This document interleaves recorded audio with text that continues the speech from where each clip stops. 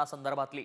या प्रकरणात संबंधित असलेल्या खंडणी प्रकरणातील आरोपी वाल्मिक कराड आणि धनंजय मुंडे हे धंद्यात पार्टनर असल्याचा आरोप अंजली दमानी यांनी केलाय। त्यांचे कोणत्या कंपन्यांमध्ये पार्टनरशिप्स आहेत आणि कुठे किती मालमत्ता आहे त्यावरचाच हा रिपोर्ट। कराड मुंडे धंद्यात पार्टनर, थर्मलची राख परळी बेचिराख, दमानियांचे खळबळजनक आरोप,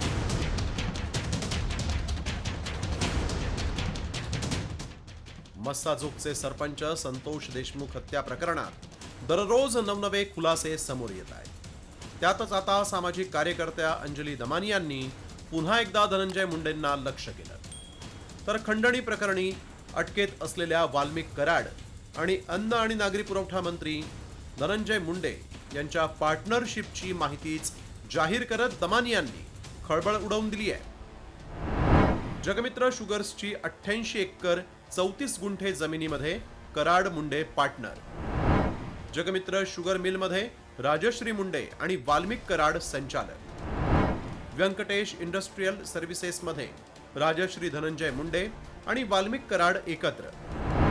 2022 मध्ये कंपनीचा नफा 12 कोटी 27 लाख। कंपनीनं 2022 मध्ये अखेरची बॅलन्स शीट भरली। इंडिया सिमेंट कंपनीच्या फ्लाय ॲशच्या वाहतुकीतही कंपनीचा सहभाग। कराड मुंडे यांच्यात जमीन एकत्र, कंपनी एकत्र, फ्लाय ॲश वाहतूक एकत्र असल्याचा दावा। एवढंच नाही तर महाजनको या कंपनीकडूनही जबरदस्तीनं कंत्राट मिळवल्याचा आरोप दमानी यांनी केलाय। त्यांचे आर्थिक व्यवहार कसे एकत्र आहेत हे सगळं दाखवलं। मग त्यांच्या राख जे तिथनं अनधिकृतपणे उचलण्याचा इतका मोठ्या प्रमाणावर तिथे चाललेली दहशत, ही म्हणजे परळीच्या महाजिनकोच्या थर्मल पॉवर प्रोजेक्ट मधली चाललेली दहशत आपण बाहेर काढली। आणि त्याच्यात म्हणजे जवळजवळ 500 ते 600 टिपर गाड्या या रोजच्या रोज जातात। म्हणजे किती मोठ्या प्रमाणावर तिथे भ्रष्टाचार होतो। हे असं असलं तरी संतोष देशमुख हत्या प्रकरण धसास लावण्यासाठी प्रयत्न करणाऱ्या सुरेश धस यांनी वाल्मिक कराडच्या संपत्तीची यादीच वाचली आहे। अमिनोरा पार्क, अँड्रोना टावर, मगरपट्टा हडपसर इथं एक फ्लॅटची किंमत आहे 15 करोड रुपये, 15 कोटी, आणि 15 कोटी रुपयाची त्यांनी टोटल फ्लॉवरच घेतला, म्हणजे फ्लॉवर एकच फ्लोअर घेतला अख्खा, आणि तो फ्लोअर कोणाच्या नावावर आहे? वाल्मिक अण्णाच्या ड्रायव्हरच्या नावावर। सरपंच संतोष देशमुख हत्या प्रकरणानंतर चर्चेत आलेल्या खंडणी प्रकरणी वाल्मिक कराड SIT कोठडीत आहे। तर याच वाल्मिक कराडचे धनंजय मुंडेंसोबतचे व्यावसायिक संबंध समोर येत असल्यानं मुंडेंचा पाय आणखीन खुलात गेलाय।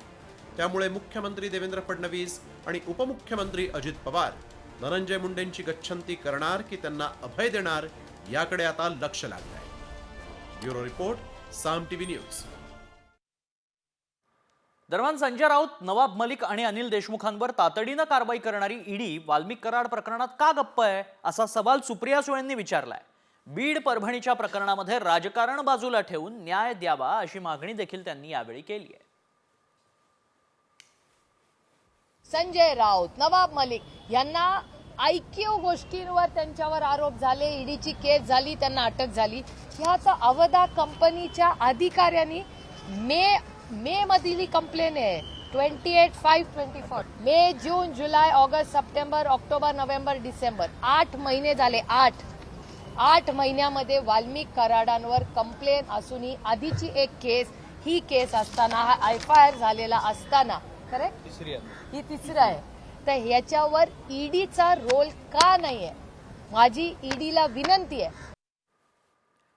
पुढच्या बातमीकडे, सरपंच हत्या प्रकरणी विरोधकांकडून धनंजय मुंडेंच्या राजीनाम्याची मागणी होती आणि मात्र धनंजय मुंडेंचा राजीनामा न घेण्यावर अजित पवार ठाम असल्याचंच पाहायला मिळतंय। या प्रकरणामध्ये धनंजय मुंडेंचा दुरान्वय संबंध नसल्याचं अजित पवारांनी म्हटलं। तसंच पक्ष न पाहता दोषींवर कारवाई करणार असल्याचं अजित पवारांनी स्पष्ट केलंय। तसंच विरोधकांनी केवळ आरोप न करता यंत्रणेला पुरावे द्यावेत असं आव्हानही अजित पवार करतात।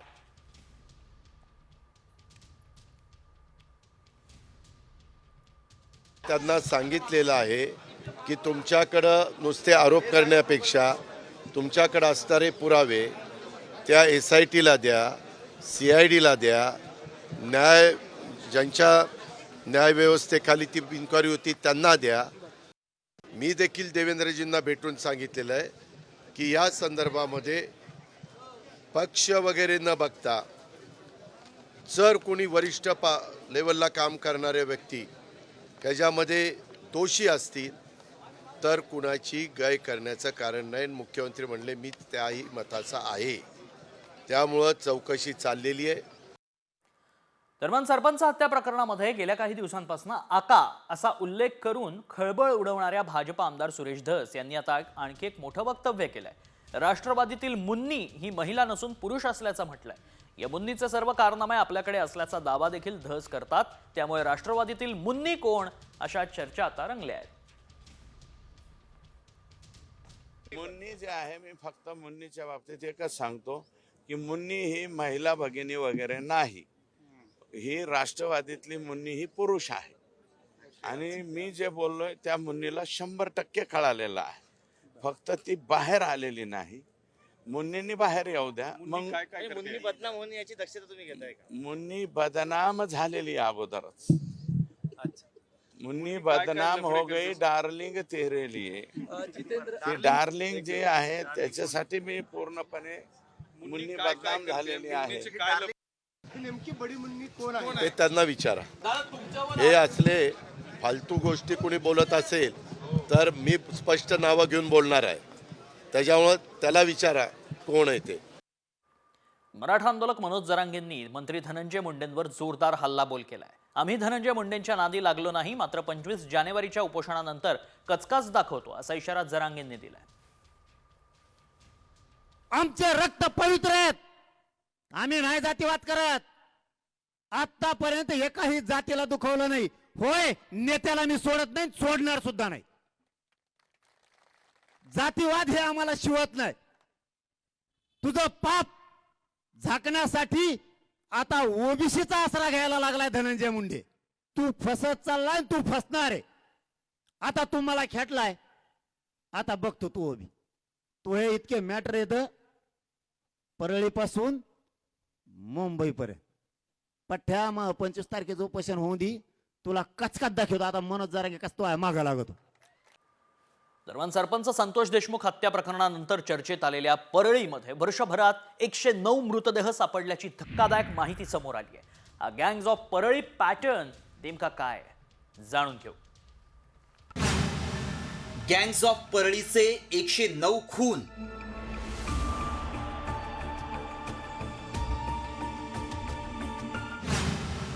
दर 3 दिवसाला सापडतो एक मृतदेह.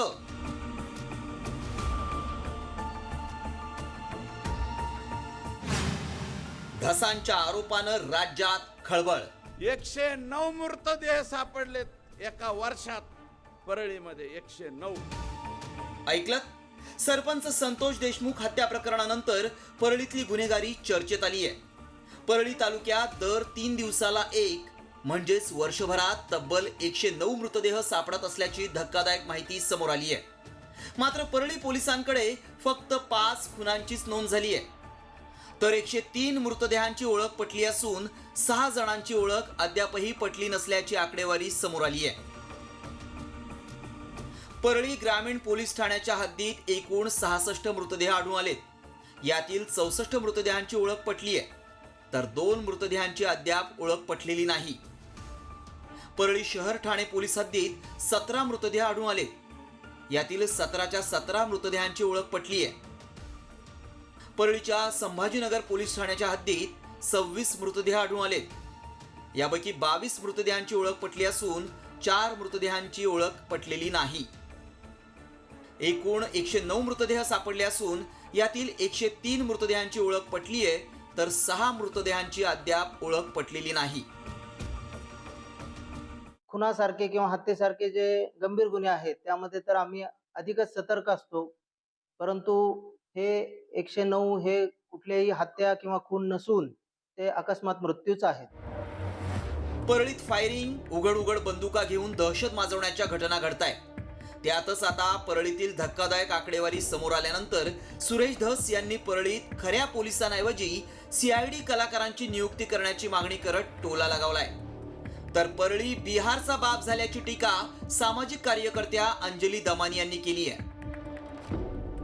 100% मी लेखी पत्र देणारे मुख्यमंत्र्यांना सोनी चॅनलवरची CID आणि सावधान इंडियाच्या मालिकेतले कलाकार, म्हणजे बाकी कशाला बघ. हे सदरक्षण आहे, खलनिग्रहण आहे. सत्यमेव जयतेच्या ऐवजी असत्यमेव जयते असं नाव तिथं टाकलं पाहिजे परळीला, अशी एकंदरीत परिस्थिती आहे. परळी म्हणजे बिहारचा बाप झाल्याची परिस्थिती आता सध्या तिथे आहे. आणि खूप गंभीर, म्हणजे लोक जी आम्हाला पुरावे देतात, व्हिडिओ देतात, फोटो देतात, प्रत्येकाचं हेच म्हणणं आहे, दहशत खूप मोठी आहे, फक्त आमचं नाव येऊ देऊ नका, माहिती आम्ही सगळी द्यायला तयार आहे. फक्त परळी तालुक्यात वर्षभरात 109 मृतदेह सापडल्याची आकडेवारी समोर आली असली तरी बीड पोलिसांच्या आकडेवारीनुसार संपूर्ण बीड जिल्ह्यात फक्त 40 हत्यांचीच नोंद झाली आहे. तर इतर मृत्यूंची अनैसर्गिक मृत्यू म्हणून नोंद आहे. त्यामुळे परळीत पोलिसच गुन्हेगारांना पाठीशी घालत गुन्ह्यांची नोंद करत नसल्यानं पोलिसांची खाकी डागाळत असल्याची चर्चा रंगली आहे. ब्युरो रिपोर्ट, साम टीव्ही न्यूज. आणि अशातच साम टीव्हीच्या बातमीची गृहराज्यमंत्र्यांनी दखल घेतली. परळीतील 109 मृतदेहांची सखोल चौकशी करणार असल्याचं गृहराज्यमंत्री पंकज भोयर यांनी आता स्पष्ट केलंय. नाही, अशा पद्धतीचे 109 मृतदेह आढळल्याची मी विस्तृतपणे माहिती घेतो, परंतु ते कुठल्या कारणास्तव झाले याची देखील सखोल चौकशी त्या ठिकाणी करण्यात येईल. खंडणी प्रकरणातला आरोपी वाल्मिक कराड संदर्भात नवनवे खुलासे होत आहेत. वाल्मिक कराडवर 14 गुन्हे दाखल आहेत, तरीही तो परळीतल्या लाडकी बहीण योजनेच्या समितीचा अध्यक्ष आहे. विशेष म्हणजे तत्कालीन पालकमंत्री धनंजय मुंडेंच्या शिफारसीवरूनच ही नियुक्ती झाली होती. मात्र ज्या कराडवर गंभीर गुन्हे दाखल आहेत त्याला लाडकी बहीण योजनेच्या समितीचा अध्यक्ष बनवलाच कसा, असा सवाल आता विचारला जातोय. आणि त्याचप्रमाणे जिल्हा नियोजन समितीचाही वाल्मिक कराड हा सदस्य आहे. सरपंच संतोष देशमुखांच्या हत्येला आज 1 महिना पूर्ण झालाय. 9 डिसेंबर 2024 रोजी मस्साजोगचे सरपंच संतोष देशमुख यांची निर्घृण हत्या करण्यात आली होती. कल्पनाही करता येणार नाही अशा निर्घृणपणे संतोष देशमुखांची हत्या झाली. या प्रकरणी वाल्मिक कराड आणि सुदर्शन घुलेसह एकूण 6 आरोपींना बेड्या ठोकण्यात आल्या. मात्र कृष्णा आंधळे या आरोपीला बेड्या ठोकण्यात CID पथकाला अजून तरी अपयश आलंय. सरपंच हत्येप्रकरणी आरोपींना कठोर शिक्षेच्या मागणीसाठी जनआक्रोश मोर्चा काढण्यात आला. कोणाकोणाला अटक झाली पाहतोय आपण. विष्णू चाटे, जयराम चाटे, प्रतीक घुले हे अटकेत आहेत. यासह महेश केदार, सुदर्शन घुले, सुधीर सांगळे.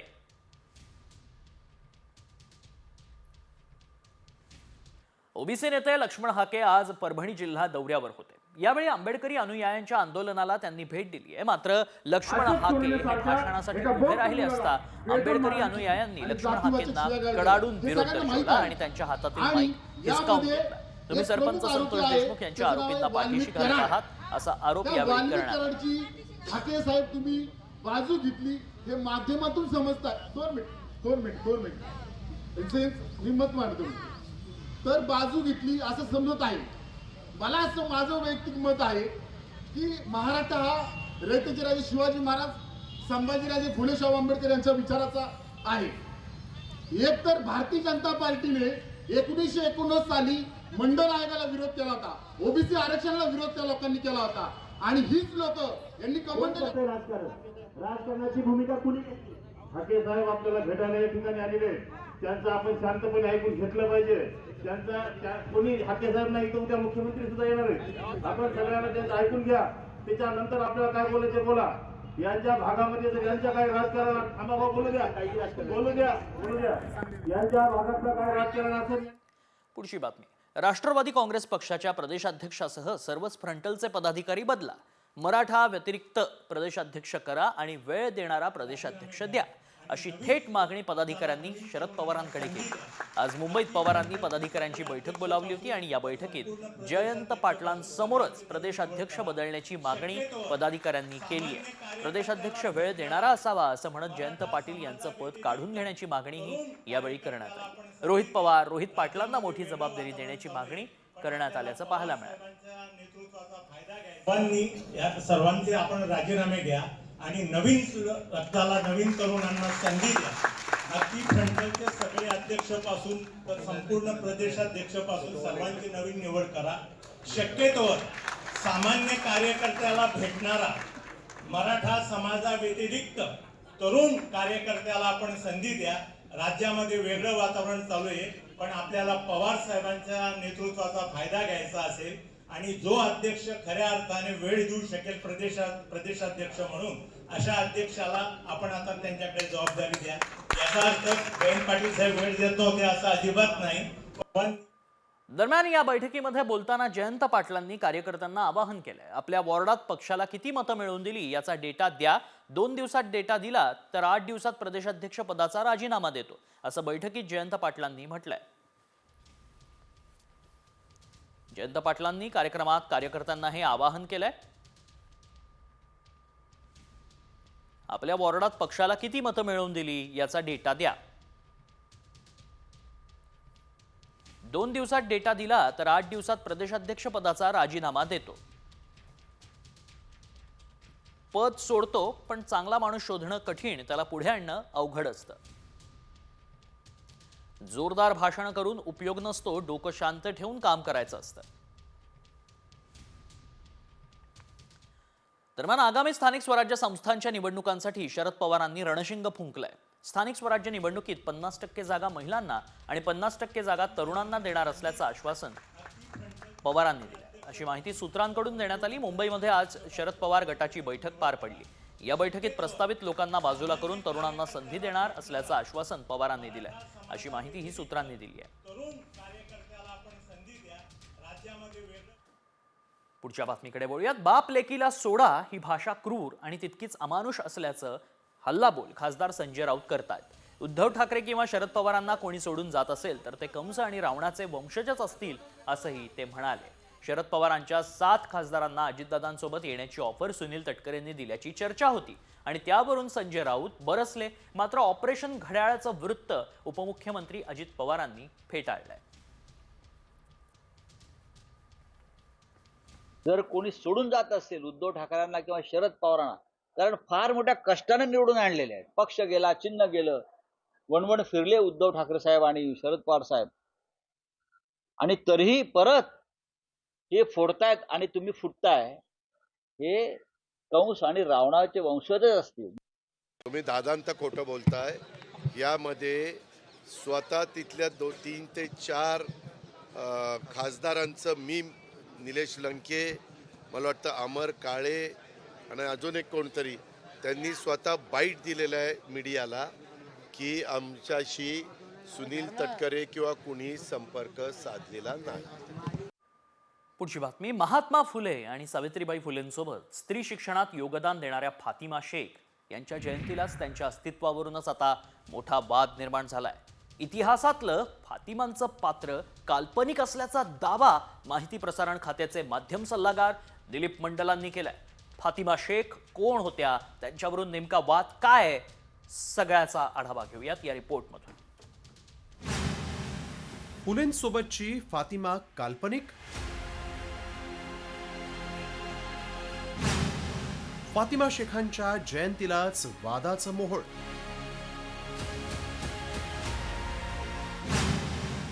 दिलीप मंडल यांच्या दाव्यामुळे खळबळ।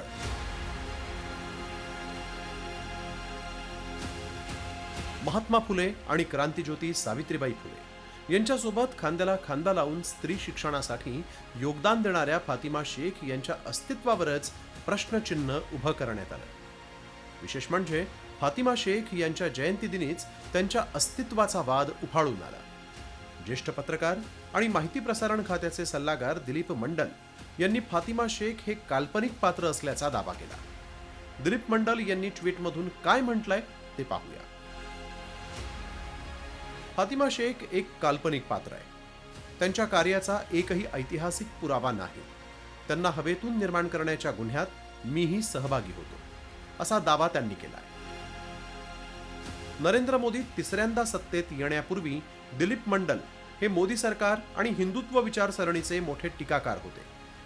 मात्र 2024 मध्ये मोदी सरकार स्थापन झाल्यानंतर त्यांची माहिती प्रसारण खात्यात वर्णी लागली. नेमके कोण आहेत दिलीप मंडल पाहूया.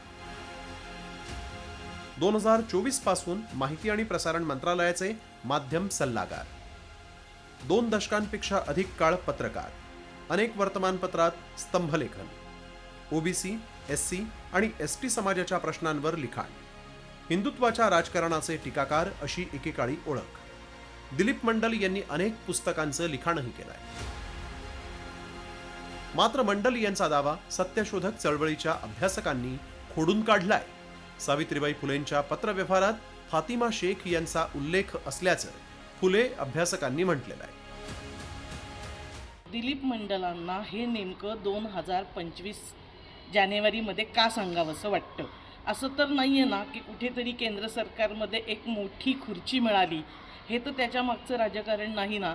देशामध्ये हिंदू मुस्लिम ध्रुवीकरण करणाऱ्या शक्ती वाढत असताना दिलीप मंडल यांनी या पद्धतीची विधानं करणं हे समाजामध्ये द्वेष पसरवणाऱ्या राजकारणाला फायदा ठरणार आहे. फातिमा शेखचा उल्लेख हा सावित्रीबाईंच्या पत्रात आलेला आहे आणि त्याच्यानंतर फातिमा शेख किंवा त्यानंतर महात्मा फुलेंची शाळा जिथे होती, म्हणजे भिडेवाडा जिथे होतं घर पुण्यामध्ये, तर ती मुस्लिम वस्ती आहे. आजही तुम्ही बघितलं तर तुम्हाला तिथे दलित पूर्वाश्रमीची अस्पृश्य वस्ती दिसेल किंवा मुस्लिम वस्ती दिसेल आणि तिथे महात्मा फुलेंचा वाडा आहे. तर त्यांचा जो दावा आहे हा त्यांना माहीत असेल. माझं त्याच्याबद्दल काही मत नाही, पण माझं असं मत आहे की फातिमांचा उल्लेख हा सावित्रीबाईच्या पत्रांमध्ये आहे. स्त्री शिक्षणाचा पाया रचणाऱ्या महात्मा ज्योतिबा फुले आणि सावित्रीबाई फुलेंसोबत फातिमा शेख यांनीही स्त्रियांना शिकवण्यात योगदान दिल्याचं इतिहासकार सांगतायत. त्यामुळे त्या पहिल्या महिला मुस्लिम शिक्षिका म्हणून ओळखल्या जातात. फातिमा शेख यांचा पुण्यामध्ये 9 जानेवारी 1831 ला जन्म. स्त्री शिक्षणासाठी फातिमा शेख आणि त्यांचा भाऊ उस्मान शेख यांचा महात्मा फुलेंना मदतीसाठी पुढाकार. 1848 मध्ये फातिमा शेख यांच्या घरात महात्मा फुलेंनी पहिली मुलींची शाळा सुरू केल्याचा उल्लेख. इतिहासातल्या अनेक व्यक्ती आणि घटनांबाबत नेहमीच काही ना काही वाद होत असतात. मात्र एखाद्याची विचारसरणी बदलली म्हणून इतिहासातलं योगदान नाकारून कुणावर अन्याय व्हायला नको. त्यामुळे यावर चिकित्सा होण्याची नितांत आवश्यकता आहे.